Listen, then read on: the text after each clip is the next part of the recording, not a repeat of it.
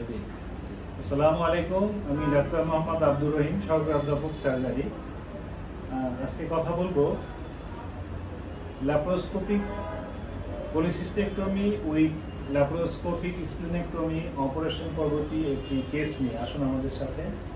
আমাদের কাছে প্রথম যখন আসলেন, আজকে তো অপারেশনের পর কতদিন? 2 মাসেরও বেশি। 2 মাস আগে আমাদের কাছে কি জন্য আসছিলেন? আমার পেটের ভিতরে একটা চাকার মতো ছিল, আর প্রতি মাসে ব্লাড তরল। কি নাম জানি? সোনিয়া। মূলত সোনিয়া হেরিডিটারি স্পোরোসাইটোসিস নামক রোগে ভুগতেছিল। তার প্রতি মাসেই রক্ত দেওয়া লাগতো।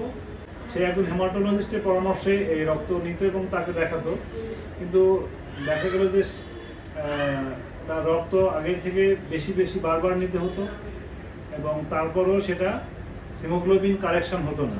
তো এই কারণে সাজেশন দেয় যে তার স্প্লিনটা কেটে ফেলতে হবে।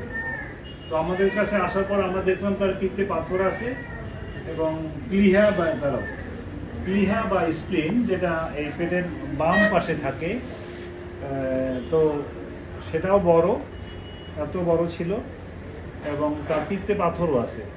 তো আমরা এই পিত্তে পাথর অপারেশনের যে 4টা ছিদ্র, এটা দিয়েই স্প্লিনটা কেটে নিয়েছি আবার, এবং একই সাথে তাহলে আমরা 2টা সার্জারি করতে পারলাম, পিত্তে পাথরের অপারেশন এবং স্প্লিনের অপারেশন। দুটোই আমরা ল্যাপ্রোস্কোপিক্যালি করেছি, কিন্তু বের করার সময় আমরা নাভির নিচ থেকে একটু জায়গা বড় করে সেখান থেকে বের করেছি।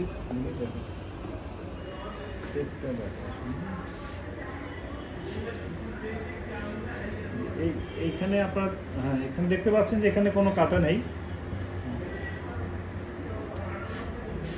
একটু দানা আছে।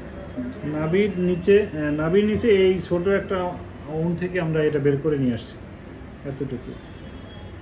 এই আগের পাশে বলি, দুটো মেজর সার্জারি আমরা ল্যাপ্রোস্কোপিক্যালি করেছি। সম্ভবত বরিশাল বিভাগে এর আগে ল্যাপ্রোস্কোপিক স্প্লিনেক্টমি এই সার্জারিটি আর হয়নি। আমরা আল্লাহর ইচ্ছায় সফলভাবে এটা করতে সমর্থ হয়েছি, এই জন্য আল্লাহর কাছে শুকরিয়া।